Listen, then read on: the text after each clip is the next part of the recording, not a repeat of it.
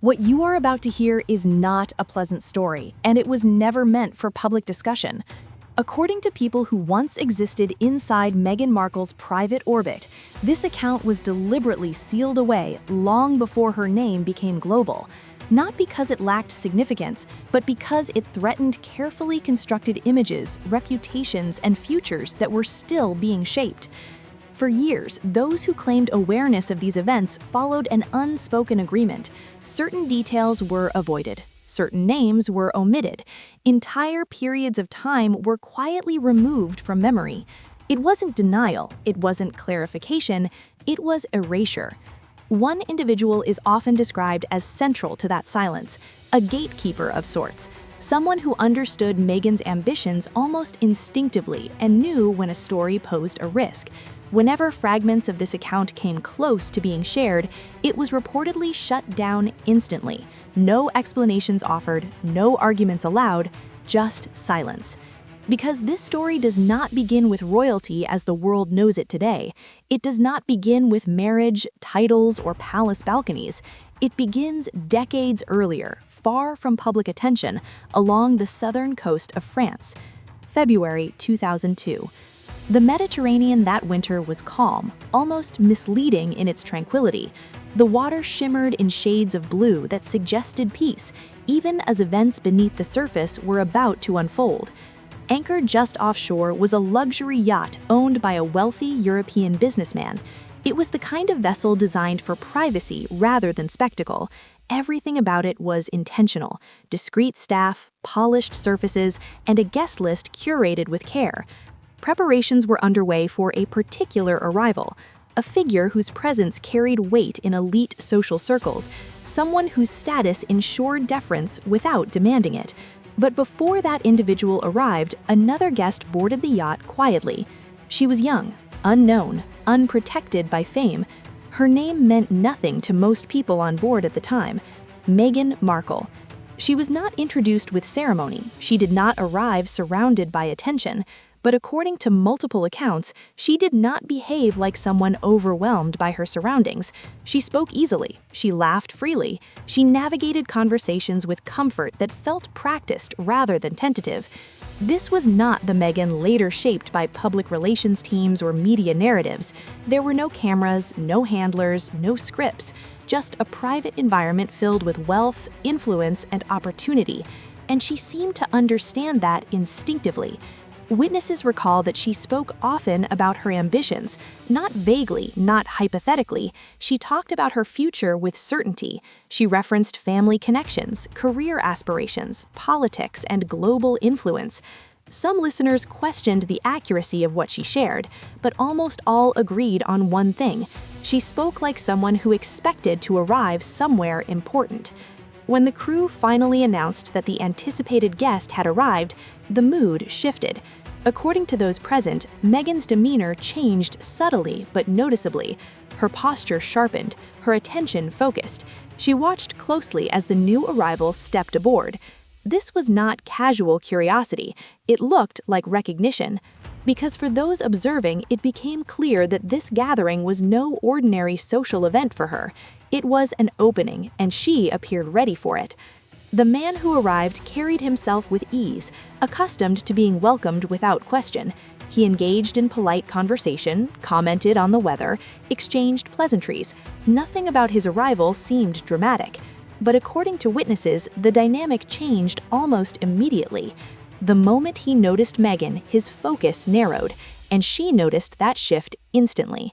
What followed did not unfold gradually. It did not take an entire evening or a slow exchange of glances. By multiple accounts, it took minutes. Before drinks had finished circulating, before music had settled into rhythm, Meghan was already seated close to him, then closer still. According to observers, she was wearing a light-colored swimsuit. She leaned in, she laughed softly. She spoke into his ear with familiarity that felt startling given how recently they had met. From a distance, it appeared intimate. Up close, it appeared intentional. People noticed, conversations faltered, glances were exchanged. Not because affection itself was shocking, but because of how quickly it escalated. This was not discreet, it was not hidden, it unfolded openly, confidently, without apology. According to those present, Meghan did not appear surprised by the attention. She seemed comfortable, even prepared, and there was no resistance from him. That brief window of time altered the atmosphere on board completely. What had begun as a refined gathering took on a charged undertone. Something had started, and everyone felt it, though no one yet understood how far it would go. As night settled over the coastline, the gathering continued above deck. Music played, glasses refilled, laughter drifted across the water. But two people were no longer present. According to witnesses, Meghan and the prince quietly disappeared below deck. A narrow staircase led to the lower cabins, a door closed behind them. They did not return. Not later that night, not the next morning, not the following day. For 3 days, they remained out of sight. Crew members delivered meals discreetly, leaving trays outside a closed cabin door. No explanations were given, no appearances made. Above deck, speculation grew. Jokes turned to whispers, whispers turned to certainty. By the second day, everyone on board understood what was happening. By the third, even the staff stopped pretending otherwise. This was not a fleeting encounter, it was not subtle, it was prolonged, intense, and impossible to ignore. One remark reportedly resurfaced among guests as they processed the weekend. Earlier, before the prince's arrival, Meghan had allegedly been overheard making a— When the yacht eventually returned to shore, the gathering dissolved as quietly as it had begun. Bags were packed, polite farewells exchanged. On the surface, life resumed its normal rhythm.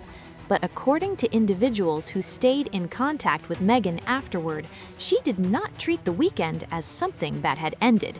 She stayed connected to people from the trip. Conversations continued. Messages were exchanged. The weekend was not framed as a closed chapter, but as the start of something unfinished.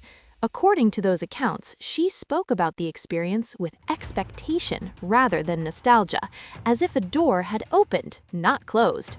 At that time, the prince was traveling across Europe on official engagements. Despite the distance, communication allegedly continued for a short period.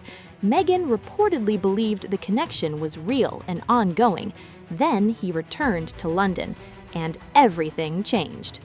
According to sources, attempts to reach him were suddenly unsuccessful. Calls went unanswered, messages were not returned. Eventually, it became clear that access was no longer possible. What followed was not confusion. It was silence. Not accidental silence, not missed messages, structured silence. According to those recounting the events later, she managed to obtain an official office contact associated with his work. Calls were placed. None were returned. Staff reportedly ensured she would not be put through. The man who had spent days in complete privacy became unreachable overnight. To those reflecting on it later, the implication was clear. What had existed on the yacht did not extend beyond it. Once he stepped back into his world, the weekend was erased. But for Meghan, according to the same accounts, the story did not end there. She believed she was pregnant. Not years later, not long after, within weeks. According to information later shared privately, she believed this would force acknowledgement, if nothing else, a response, closure, something. She tried again. Nothing changed. The silence remained absolute. According to those who later spoke about it, Meghan felt trapped between realities, a future that suddenly felt closed, and another opportunity forming elsewhere. She was reportedly growing close to someone connected to political influence in the United States, a different path, a different kind of power. According to those accounts, she made a decision she believed she could not avoid. The pregnancy was ended quietly, privately, without support or acknowledgement from the man she believed responsible. Life moved forward. Years passed. Meghan Markle did not fade from public life. She rose, she reinvented herself, she entered history through another door entirely. But stories like this do not vanish. They wait.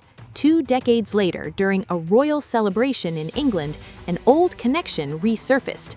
A man who had witnessed the yacht weekend retold the story casually in conversation, not seeking attention, not seeking profit. When approached about sharing it publicly, he refused identification, refused money, refused exposure. Not because he denied what he saw, but because once certain stories are spoken aloud, they cannot be retrieved. And so it remains where it always existed, in private recollections,